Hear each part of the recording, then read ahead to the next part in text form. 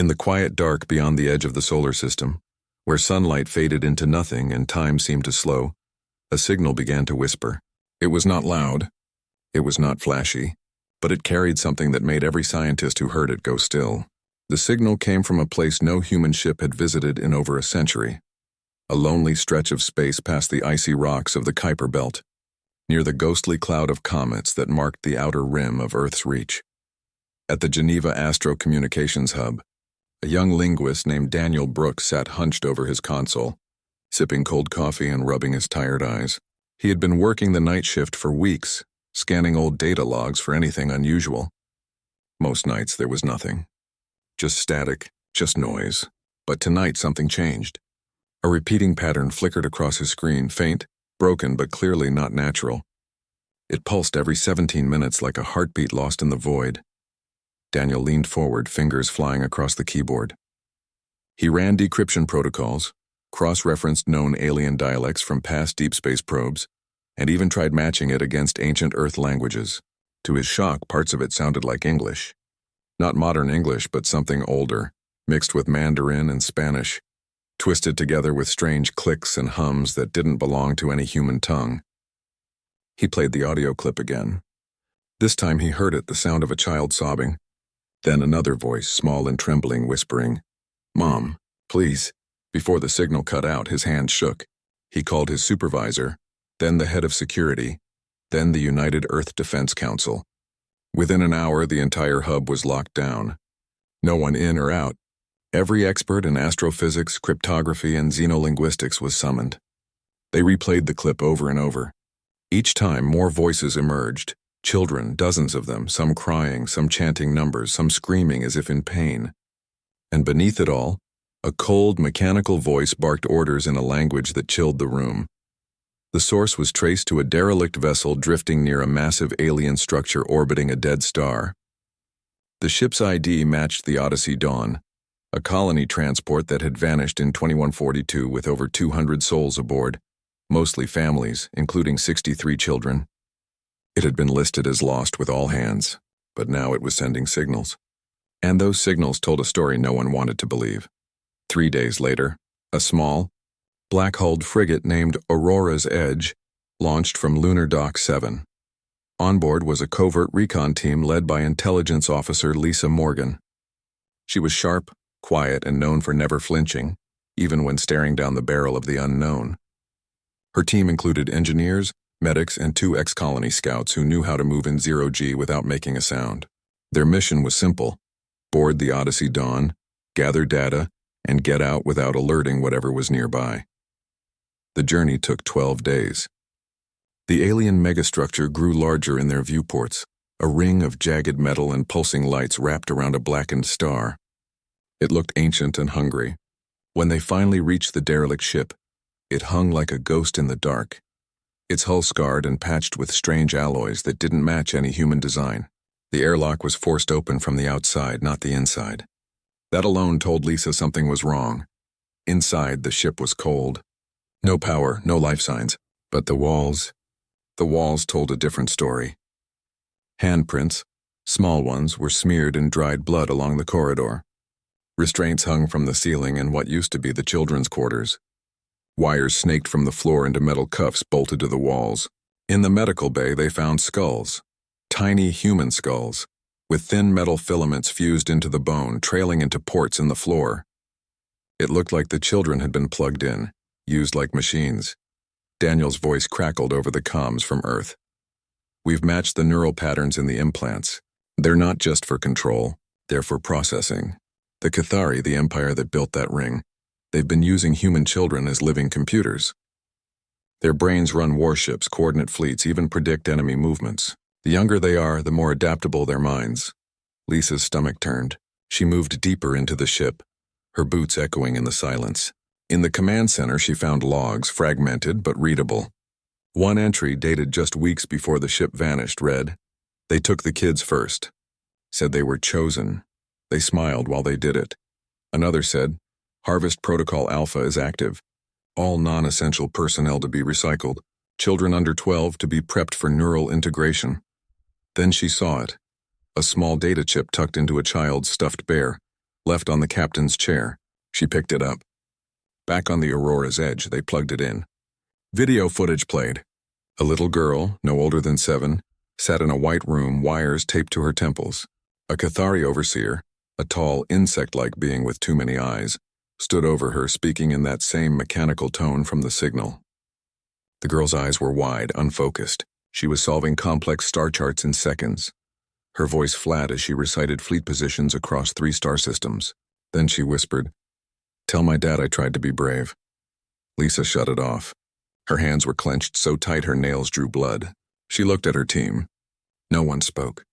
They didn't need to. They all knew what this meant. Earth hadn't just lost a ship. Humanity had been hunted. For generations, children had been stolen from the edges of human space, colonies, freighters, research outposts, and no one had connected the dots. Too few witnesses, too many cover-ups, too much fear. When the Aurora's Edge returned to Earth orbit, the footage was shown to the United Earth Defense Council in a sealed chamber beneath Geneva. The room was silent for a full minute after it ended. Then Admiral Paul Grant stood up. He was a man who had spent his life avoiding war, always choosing diplomacy over destruction, but now his voice was like stone. "We don't negotiate with slavers," he said. "We don't warn them. We find them.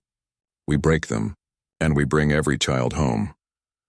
Across the planet, factories that once built solar harvesters and passenger shuttles began retooling overnight. Shipyards glowed with constant light. Recruiters stood in city squares, not asking for volunteers, but accepting them by the thousands. Parents who had lost children to space accidents now knew the truth. And they were ready.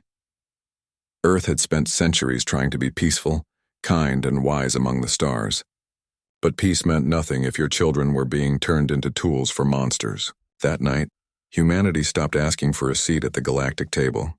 They were coming to burn it down, and they wouldn't hold back. The truth spread like fire. Within hours of the Aurora's Edge returning, every screen on Earth showed the same footage. The small girl in the white room, the wires on her head, the cold voice of the Cathari overseer. People didn't just watch. They wept, they shouted.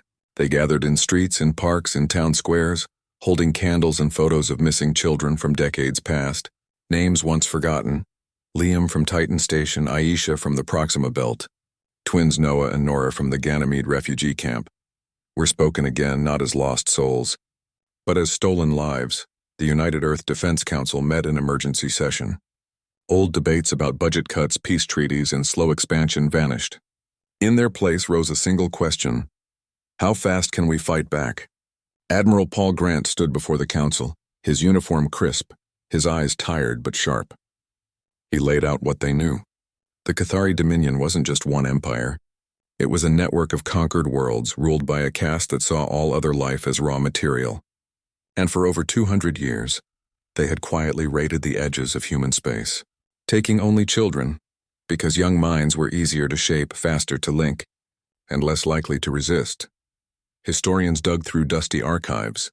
What they found shocked even the skeptics. Reports of missing colony ships, vanished mining crews, entire outposts going silent with no distress call.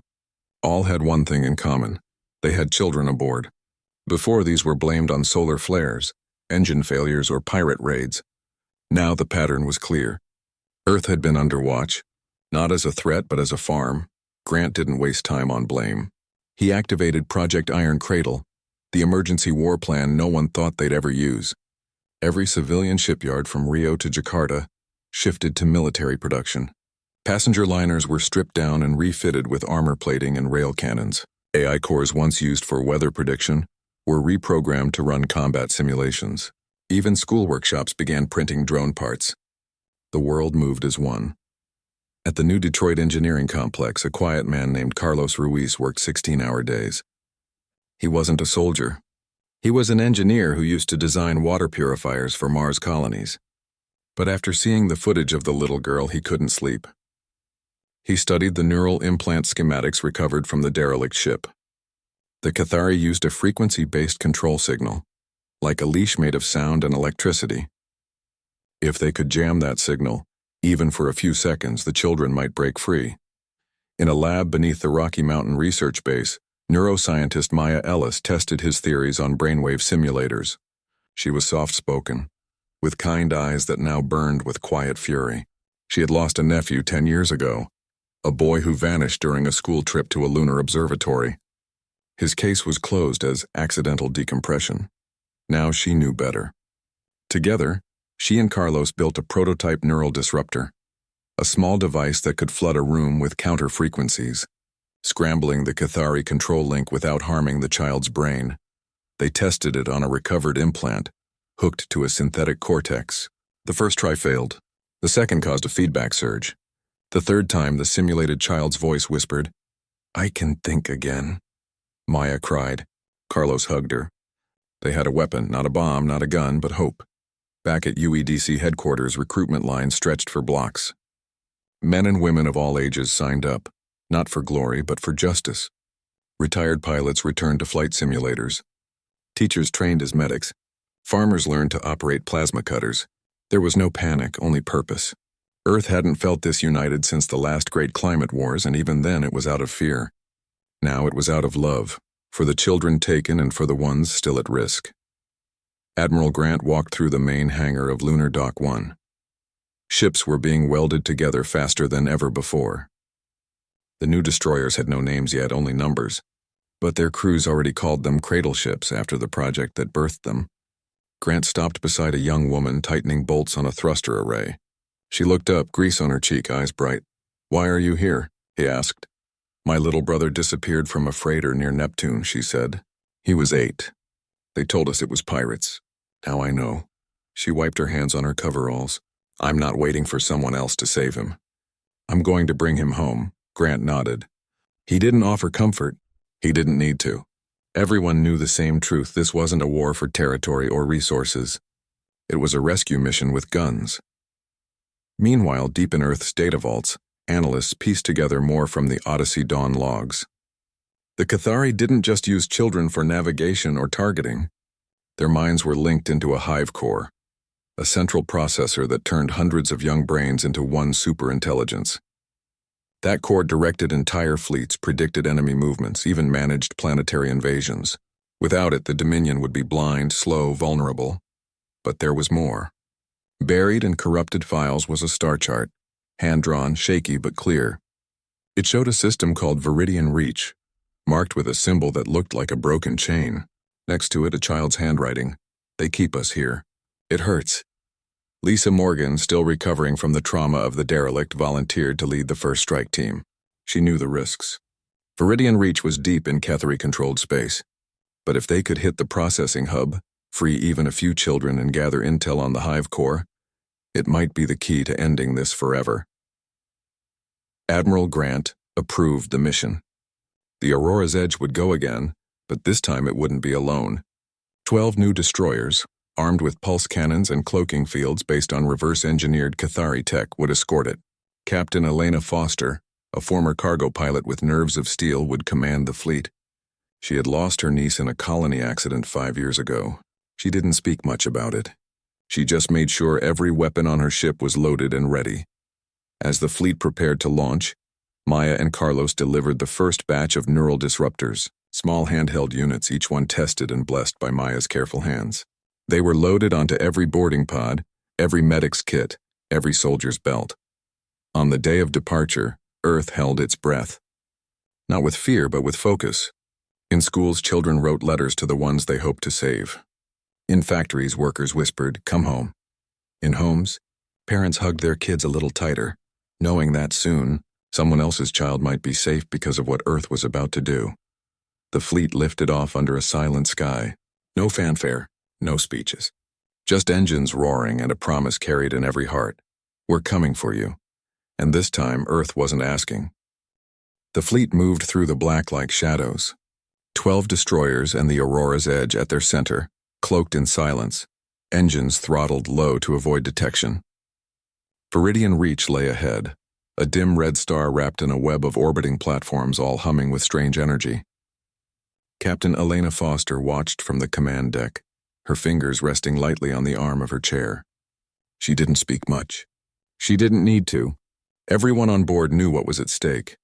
Scans showed the main processing hub was a massive ring-shaped station, its surface dotted with docking arms and shield emitters. Inside, according to the star chart drawn by the child, was where they kept them. Hundreds of them. Maybe more. Foster gave the order to hold position just outside sensor range. They waited, watched, listened. On the Aurora's edge, Lisa Morgan suited up with the strike team. Each wore light armor and carried neural disruptors on their belts. Young Kyle Dawson, the 9-year-old rescued from the derelict ship, stood near the airlock, quiet and pale. He wasn't supposed to be here, but he had begged to come. "I know the layout," he told Maya. "I remember the halls, the sounds, the pain." His eyes were too old for his face, but his voice was steady.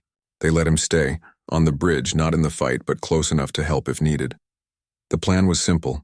Use the disruptors to knock out the station's external sensors long enough for boarding pods to attach. Then move fast, find the children, and get out before the Cathari could react. No heroics, no delays, just in and out.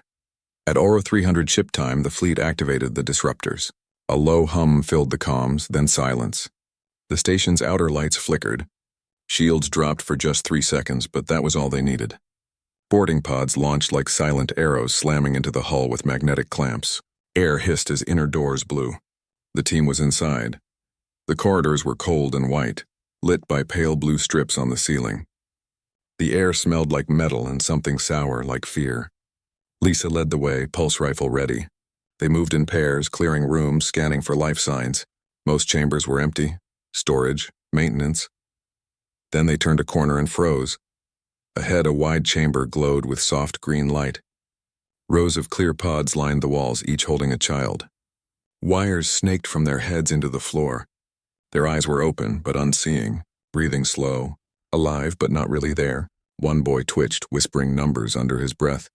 Another girl hummed a lullaby in broken Mandarin. Lisa's throat tightened. She signaled the medics forward.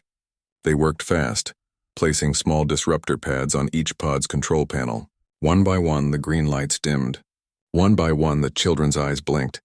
Some cried, some screamed, some just stared, confused, as if waking from a nightmare that lasted years. Kyle's voice came over the comms, shaky but clear. "There's a core room. Down the hall. Left twice. It's big. It talks to all of us," Lisa nodded. "Stay on the bridge, Kyle. Just guide us." She left 2 medics with the freed children and took the rest of the team deeper into the station. The halls grew warmer. The walls pulsed faintly like a heartbeat. Then they saw it, a massive chamber with a dome of glass at its center. Inside floated a swirling mass of light and wire, connected to hundreds of thin cables that vanished into the floor. The hive core, and standing before it, watching them with too many eyes, was a Cathari overseer.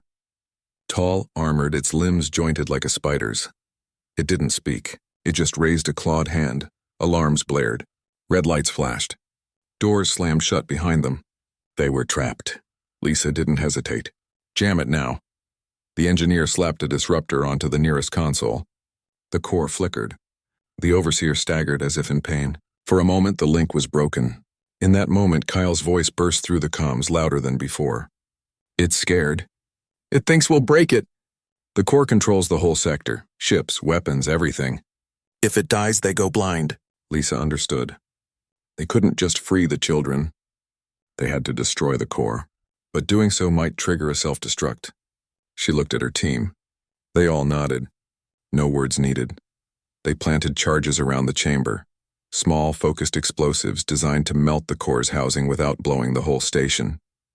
As they worked, the overseer recovered, screeching in its sharp, clicking language. It lunged. One soldier fell, his armor torn open. Lisa fired, hitting the creature in the chest.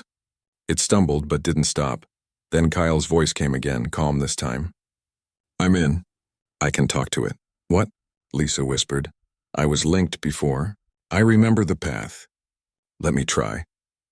Before anyone could stop him, Kyle had patched into the station's comm system from the Aurora's edge. His small voice echoed through the core chamber, speaking in the Cathari tongue. Not with fear, but with command. The overseer froze. The core pulsed slower. For a few precious seconds, the system believed Kyle was still one of its own. "Run," Kyle said. Lisa grabbed the wounded soldier and ran. The team sprinted back through the halls, dragging the injured, shouting for the medics to evacuate. Pods launched from the station's hull, racing back to the fleet. Just as the last one cleared, the core chamber exploded, not with fire, but with a silent burst of light that rippled through the station like a wave. The hive core was gone. On the bridge of the Aurora's edge, Kyle slumped in his seat, tears streaming down his face. He held a small data crystal he'd pulled from the core's backup port during his brief connection. It held star maps, fleet logs, and one clear set of coordinates. Xylos Prime, the Cathari homeworld. Back on the destroyers, medics tended to the rescued children. Some were too weak to speak. Others clung to strangers, whispering names of parents they hadn't seen in years. One little girl held Maya's hand and said, "You came." Maya kissed her forehead and whispered, "We'll never leave you again." Captain Foster ordered the fleet to retreat. They had what they came for, more than they hoped for. Not just children, hope, and a target. As they jumped to warp, leaving the burning station behind, Lisa sat beside Kyle. He was quiet, staring out the viewport. "Did it hurt?" she asked softly. He nodded. "Every day, but not anymore." She put a hand on his shoulder. "You saved them, Kyle." He shook his head. "We all did." Far away on Earth, the news came through. Children rescued. Hive core destroyed. The first real blow struck against the Cathari Dominion. People didn't cheer. They cried. They hugged their own kids tighter. They lit candles in windows, not for mourning, but for welcome. The war wasn't over, but for the first time it felt winnable. Because now Earth had more than weapons. It had voices. And those voices would not be silenced again. Earth did not wait. The moment the fleet returned with the rescued children and Kyle's data crystal, the shipyards doubled their pace. New warships rolled out every day, bigger, faster, armed with weapons built from stolen Cathari designs and human grit. The dreadnought Liberty's Hammer was launched in just 6 weeks, its hull forged from asteroid mined steel, and its heart powered by a fusion core that could light a city for a year. Admiral Paul Grant stood on the observation deck as it left dry dock, his face unreadable but his hands clenched tight. This was no longer about rescue. It was about ending it. The Cathari, stunned by the loss of the Viridian Reach hive core, reacted with fury. They sent a message, not through words, but through action. A planet cracker warhead, a weapon designed to split worlds apart, was detected moving toward Mars. Its target, the main water reclamation hub, home to over 2 million people, half of them children. The message was clear. Hurt us and we will erase your future, but Earth had changed. They were not the same people who once whispered about peace while their young vanished in the dark. Now they answered with fire. The Liberty's Hammer, flanked by over 300 warships, moved to intercept. Captain Elena Foster led the vanguard, her eyes fixed on the incoming threat. Pilot squadrons launched from carrier decks, small fast fighters painted with symbols of broken chains. Among them flew Marcus Lee, a former delivery pilot from Luna who had lost his younger sister to a colony transport failure 10 years ago. He didn't fly for glory. He flew so no other brother would feel that loss. Zoe Ramirez, once a robotics engineer in Chicago, now manned the main cannon on the Iron Promise, one of the new destroyers. She had helped design the pulse cannons that now lined Earth's fleet. As the Cathari Armada appeared near the Helios Gate, a wormhole nexus that controlled access to half the galaxy, she locked onto the lead warship and fired. The blast tore through shields like paper. The enemy ship cracked open and drifted, dead in space. The Battle of Shattered Suns began not with a declaration but with silence. Then chaos. Cathari ships, sleek and black, poured through the gate in waves, their weapons spitting plasma that melted steel in seconds. But Earth's fleet fought differently. They didn't hold lines. They didn't wait for orders. They moved like a storm, fast, unpredictable, angry. Marcus's squadron dove through enemy fire, targeting shield emitters with pinpoint strikes. They'd learned from Kyle's memories. Cathari shields ran on harmonic frequencies. If you hit the right spot at the right time, the whole system collapsed. One by one, the great warships flickered and died. On the ground in hidden labs, Maya and Carlos worked non-stop. They'd refined the neural disruptor into a ship-wide pulse emitter. When activated, it didn't just free children. It scrambled Cathari command signals, turning their own drones against them. During the battle, the Liberty's Hammer unleashed the first full-scale pulse. Across the battlefield, Cathari fighters veered off course, colliding with their own fleet. Confusion spread like a virus. Lisa Morgan, now promoted to tactical command, coordinated the chaos from the bridge of the Aurora's edge. She watched as Marcus's fighter took heavy damage but still rammed a crippled Cathari cruiser, blowing its engine core. She saw Zoe's cannon blast open a path for rescue shuttles to retrieve downed pilots. She saw Earth not as a planet but as a single heartbeat. Then came the turning point. Deep in the Cathari formation, a massive command vessel hovered, the Sovereign Maw, flagship of the Dominion's outer fleet. It carried the mind link of a high overseer, one who had personally ordered the harvesting of human children for decades. Kyle, now stronger but still quiet, sat beside Lisa on the bridge. He closed his eyes and whispered, "I can feel him. He's afraid." Lisa didn't hesitate. "Give me a path." Kyle guided them through the Cathari network, using the fragments of memory still echoing in his mind.